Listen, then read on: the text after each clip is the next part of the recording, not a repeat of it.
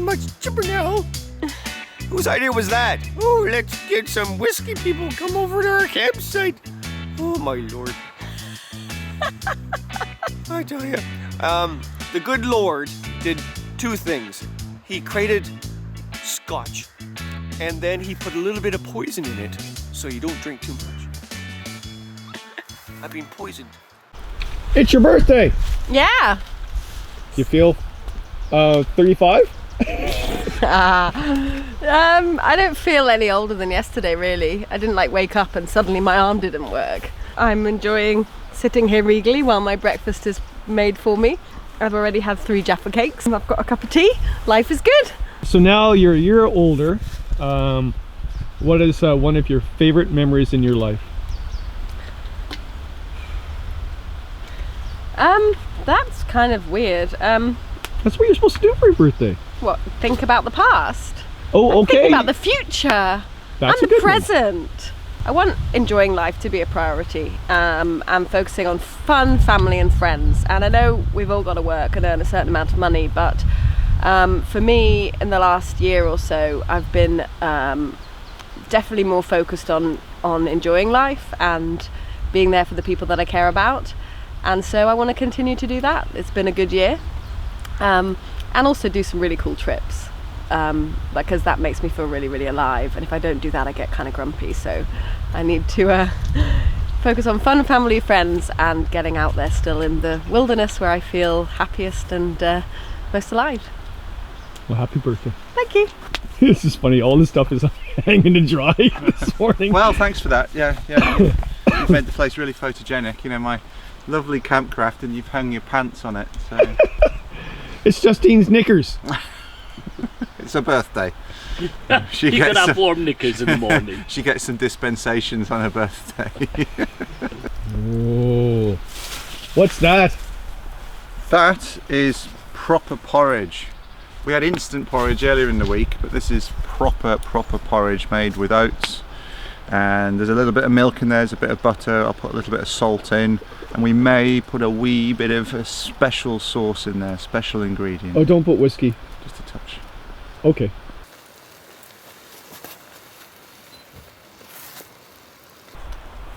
This is not porridge. This is Paul Kirtley porridge. This is probably my favourite day because the scenery is just stunning. Yeah, the washing machine, all the different rapids on yesterday were fantastic. I just like the difference in the next section. We get a lot of very long grade ones. You can see down huge lengths of river, and then very often for some reason they turn a sharp left. So what we end up doing is in the bottom end of the grade ones, we end up angling our boats over towards the left, and then we take off its speed to be on the inside of bends or into the eddies on the inside. Any problems are going to be on the outside. Incredible scenery, and then down past Fockerbers, and then the river becomes quite unique in the UK. It's constrained to an extent to start with, but it becomes a real wild river. It's an gravel outwash plain, great big cobbles of granite that are washed out. River changes course regularly, drops all the trees, and then just abruptly you're in the sea or at the tidal waters. We won't go out with a north wind. We're not going out into the sea today, much as Justine would like to.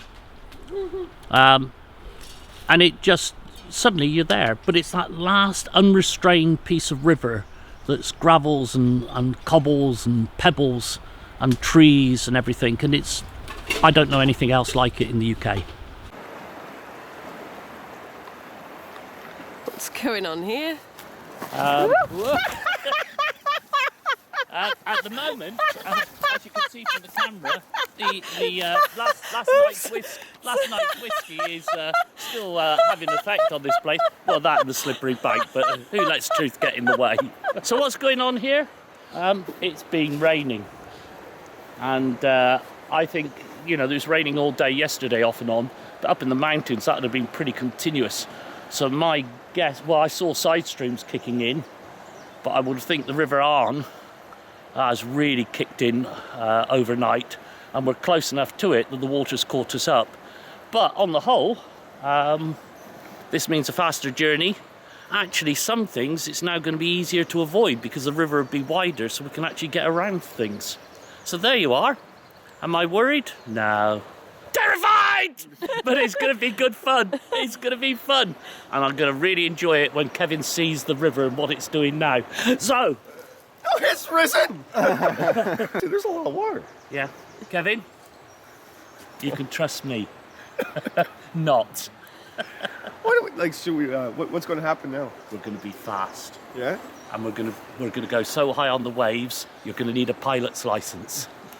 But Kevin, I'm trying to just mellow it down so you don't feel afraid. I'm not telling you about the worst of the things. No, it's be good. I'm smiling. I'm joking. Yeah? I know. I've got my serious face He on. hasn't got his serious face. No? Yeah, there's a curve like that with Ray's face, so it's kind of a bit, flat when the water's not high and it's just sort of mundane. It's like here, and then as the water rises, the smile goes up. He jigs a bit. You can see he's jigging, kind of jigs like this, and that's up to the curve, and then it starts coming down again. And you can see this. Oh God, what's going on? That's the serious. You don't want the other side of the curve, and we're not on the other side of the curve, so we're all good. We're all good. Will there be waves like yesterday, or will there be Waves like yesterday? Yeah. They were baby waves. Oh God! They were merely in training for further I'm down not the going river. for a swim today. I could just weed myself. Okay, Ray, you got to settle a big debate here that goes on in Ontario, where I'm from. Do you tie your gear in or not when you go to do rapids? Depends on the rapids, to be honest. On a river like this, if you look at the speed of this thing, if you take a swim here and you've got all your gear separate, not tied in, it's going out to sea. It's just not going to stop. So instead of having one thing to deal with, this lot going out to sea some 15-20 miles on down the river. So the advantage of tying it in is that if I have to rescue a boat, I've got one thing to rescue. I can quickly turn it upright and then go for a tow for the shore. The other thing in a rapid, and I've seen this a lot with tandem pairs, that if they take a swamping in a big wave train, as long as they keep a paddle on either side of the boat, there's so much flotation with the gear tied in that normally they can make it to the side. Now, if I'm travelling in Ontario, something like the Blood Vein River, which is a pool drop river, so you have a rapid and then effectively a lake, rapid, effectively a lake, and you've got obviously a lot of portaging to do, then I may decide not to tie anything in whatsoever. So it totally depends on the situation I'm in, and anybody who is only working in one environment, so a pool drop rivers all the time, they're not going to understand the reason to tie in on this. And as I say, if I'm travelling in North America, it just depends on the area I'm in, what I'm going to do. Well, it's the last day on the Spey.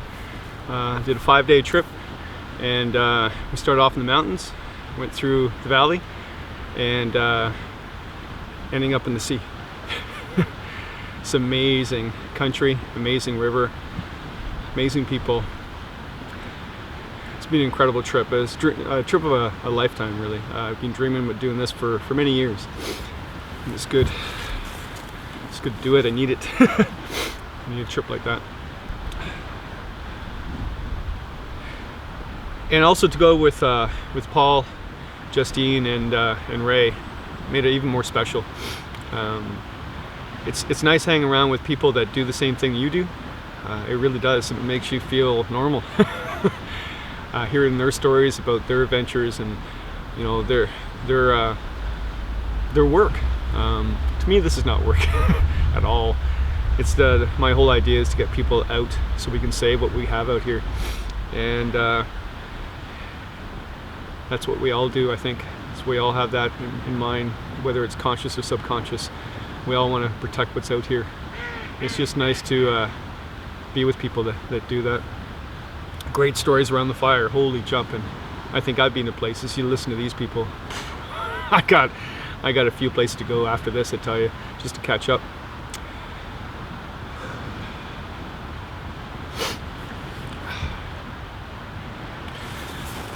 I've never really talked about this before. It's almost 2 years ago. My wife asked for, well, ex-wife now, asked for a separation and left me dumbfounded for a long time.